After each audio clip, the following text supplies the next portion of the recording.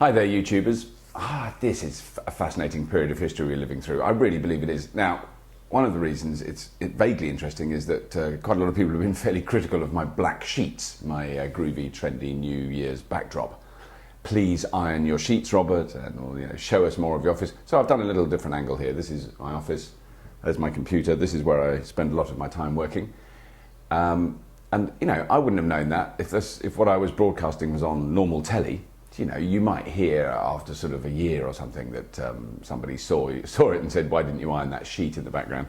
I'm going to get my sheets stretched so that it's very smooth. But apart from that, I've really been thinking about how my profession, people who work in television, are going to make a living. It's nothing to do with about making a fortune, but it's even about making enough money to pay for the process of producing content. What a horrible word. Never liked content, but there we go. That is what I am, a content provider.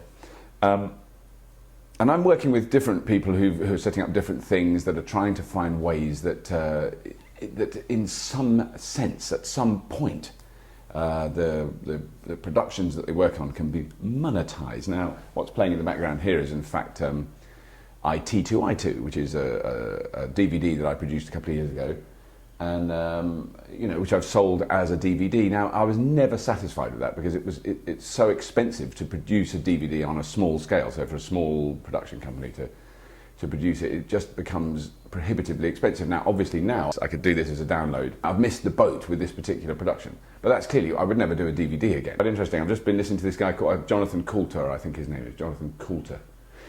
Some of you may have heard of him. He's a musician, singer, musician, and ex-computer nerd, was a code writer. And he wrote numerous songs, but he wrote one called Code Monkey. Have a look up for Code Monkey, it's good.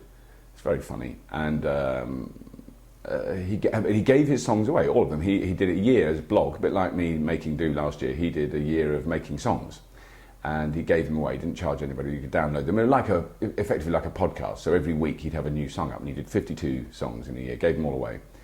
And then he went on tour, and everywhere he went was packed out, and he got paid, and he made money, and then he's since, I think, released all the songs that he's done as a sort of box set CDs. He's done extraordinarily well. So there is this whole ethos of giving things away, and in a sense it's not new, because what is telly? Traditional telly, you give it away. The thing that I'm intrigued about doing, and I'm going to start soon, I will announce, and you'll be able to see some other work that I'm doing, that will, I guarantee, be free. There's no way I can charge for it. Television work that it has to be, at the moment, kind of tailored to fit the completely free give-it-away model. Then hopefully at some point in the future, and I can't quite see when or how, that will then be able to be monetized up to a point, and hopefully not the end viewer, as in you lot, having to pay for it, because you're not going to. Here's the thing.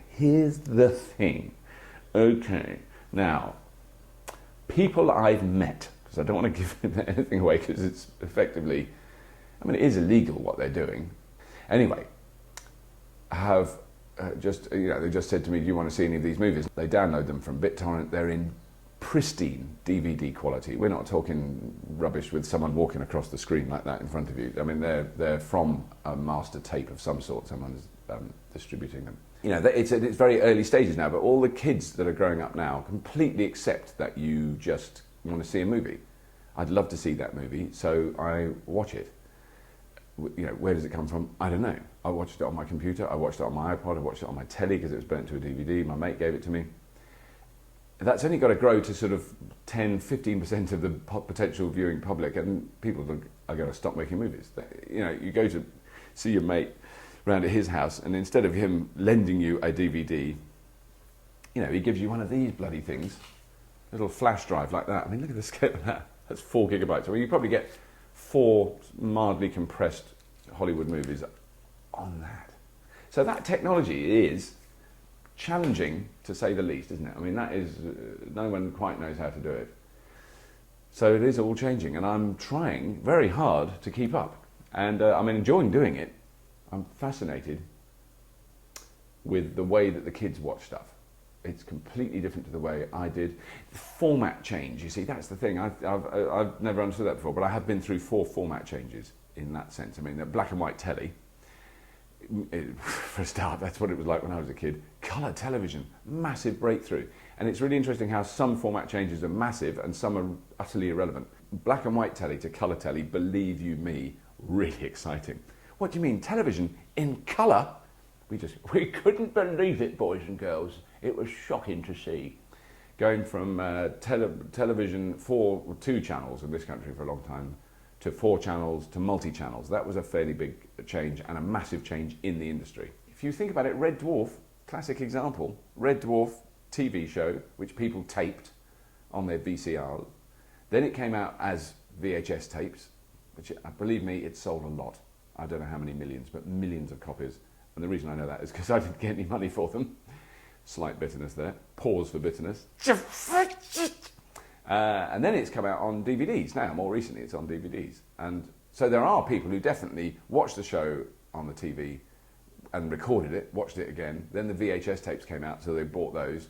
Then 5, 10 years later, the DVDs came out, so they bought those. Extraordinary. Now, the important thing to remember is, and this is where it may change very radically, and people like this guy, Jonathan Coulter, are an example of that. I think, you know, an artist, a pop star, like like a proper kind of manufactured pop star that comes out of that, like Boyzone and Justin Timberlake and all those, I can't remember them all, you know. They do an album that they get paid to do by a record company, they get an advance.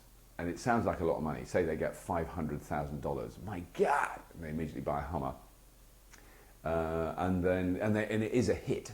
You know, it's a risk from the point of view of the record companies, but then it's a hit and it gets pushed and they spend $30 million pushing it and they sell $60 million. That artist doesn't get a bean of that. So you're buying a CD of some big pop star dude and all the money you're spending goes directly to the record company and the distributors and not to the artist.